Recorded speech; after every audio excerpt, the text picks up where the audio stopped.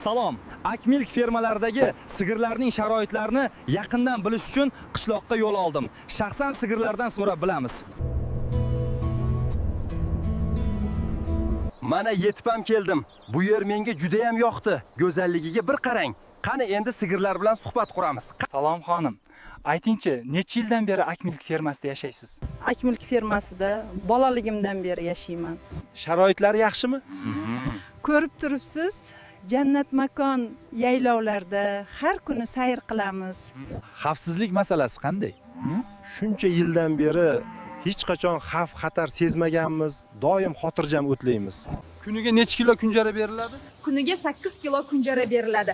Bu quvvat manbai va turar joylar doim quruq va toza turadi. Undan tashqari 4 mahal ovqat hamda yangi siloslar beriladi. Barra o'tlar bilan. Malakali vrachlar esa har kuni sog'ligimizdan xabar olishadi.